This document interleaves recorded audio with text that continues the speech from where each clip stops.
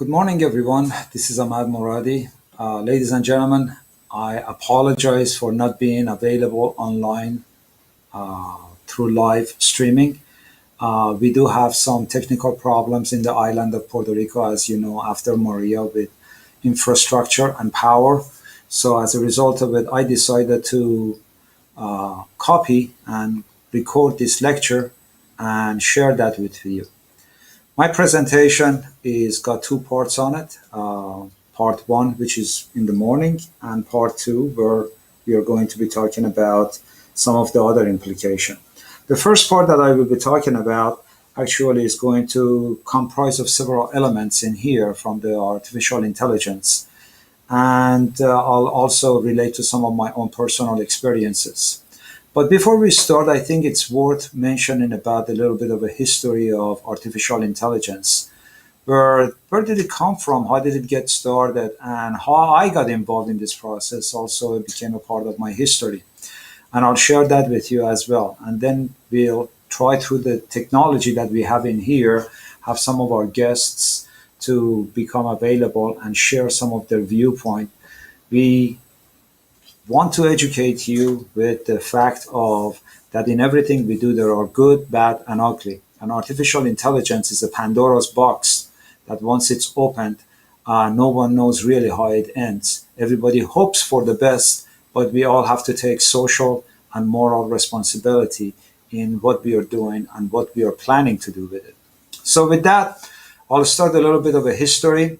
Artificial intelligence actually came about in the time that I was born, back in 1955, where John McCarthy, a scientist, as he was talking about the ability of computer programs and machines to think and learn like human, became a novel idea. It became the idea of smart technology. And in general, the term that we are using right now, AI or artificial intelligence, it's got several layers, according to Andrew Ng, a colleague that they are specializing in artificial intelligence for Google and for Baidu and so forth. And they're talking about the good AI, the bad AI, and the hype AI. So these subjects are extremely important to be aware. So therefore, you decide which camp you wish to choose.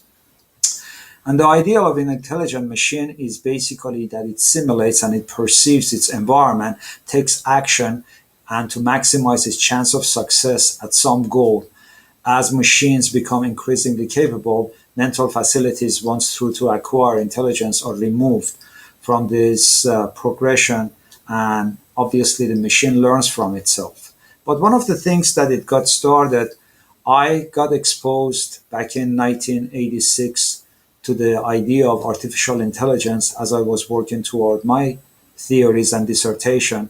And one of the areas that I learned was that AI really involves more than just artificial intelligence. It's a computer science, but also is mathematics and algorithm.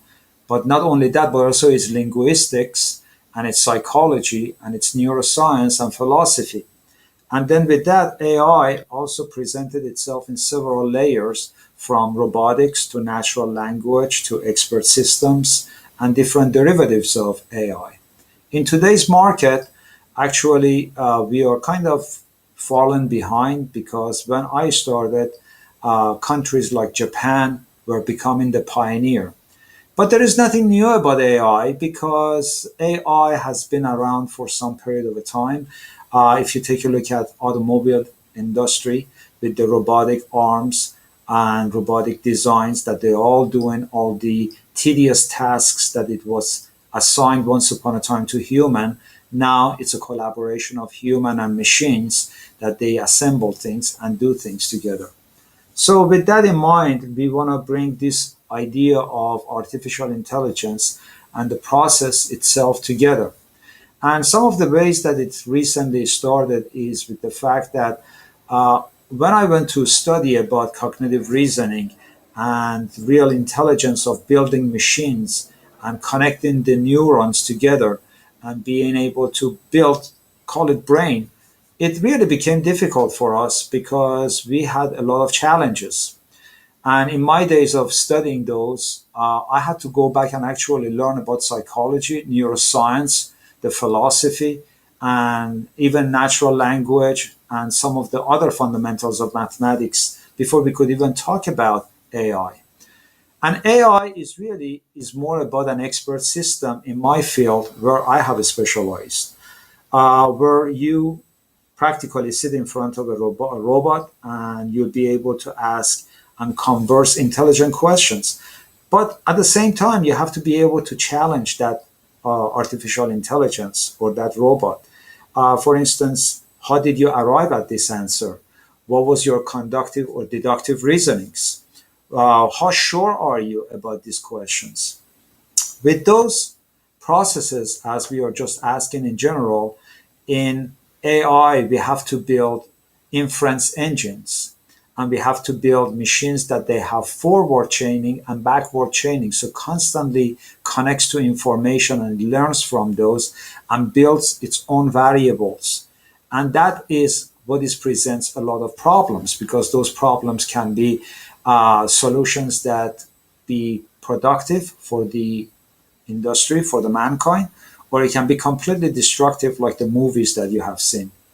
So in this respect, one of the areas that we wanted to talk to you about is, for instance, the video that our colleague, Dr. Cook, is explaining here. And I play this video for you from this room so you can get a general idea. And this is obviously with the coming years, computer chips will cost as little as a penny. That's cheaper than garbage, cheaper than scrap paper. So computer chips will be everywhere and nowhere, including our contact lenses. So when we put on our contact lenses and blink, we will go online. And who were the first people to buy internet contact lenses? College students taking final examinations. This means that my students will blink.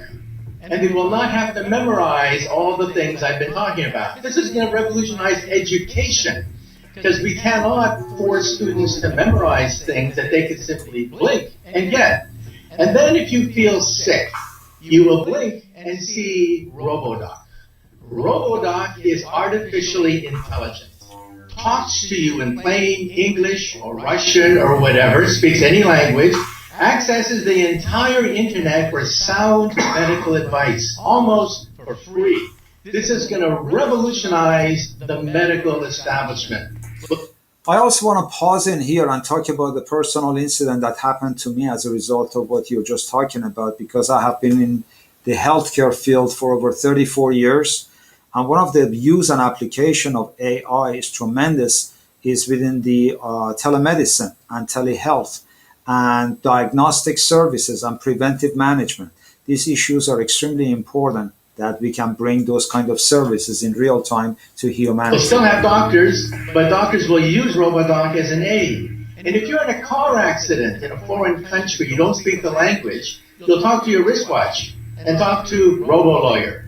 RoboLawyer understands the law in any country, in any language. In fact, I personally believe that artificial intelligence, the robotics industry, will eventually become bigger than the automobile industry of today. Because your automobile will become a robot. You will talk to it. You will argue with it. You'll have discussions with your car about the best route to take. And when you want to park the car, you simply tell your car, park yourself.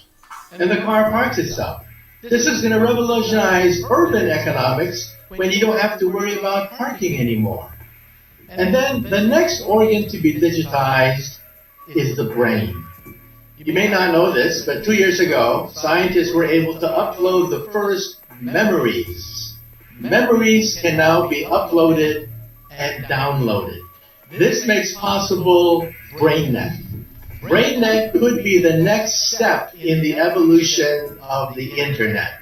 Instead of zeros and ones, instead of text, you'll put emotions, feelings, sensations, memories. Teenagers will go crazy. Teenagers put happy faces at the end of every sentence. Why bother to do that when you can put the emotion of your first dance, your first kiss, your first whatever right there on the internet. And that also brings us to another challenge because right now we are dealing in the paradox of the ongoing battle between quantum computing and classical computing programming. In my world right now, quantum computing has unparalleled compatibility and usage and benefit for the mankind compared to the classical computers. It's like all of a sudden we are working with two different layers of frequency of knowledge and frequency of information, one significantly faster than the other, sometimes 600 times faster. And that is one of the reasons that quantum computing itself becomes a very important element into designing, because in a world we live in called zeros and one, in quantum computing that 0 and 1 does not exist, or it's one and the same. So therefore now you have a greater different way of thinking, designing.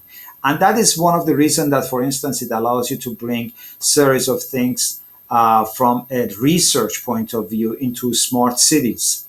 Because the smart cities have to first understand the need of their people before they sit down and really allow anybody to come in and really become the signal processor for IoTs or IOEs.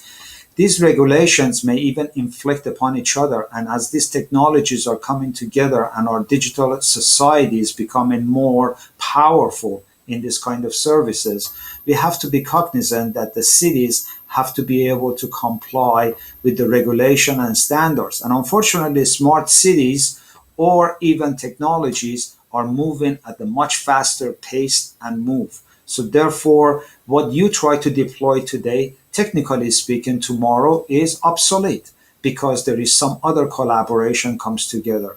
So the essence of artificial intelligence is the brain net that you start with the colleagues to create a real-time collaboration. Our mission has been that we work through this technology of room because right now we are not completely there.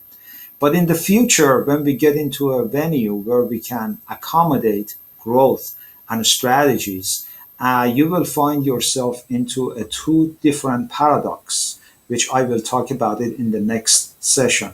We call it on-grid or off-grid. And with that, I want to thank you for those of you who attended this session, and we'll talk about the next topic in the afternoon. Thank you. Ciao for now.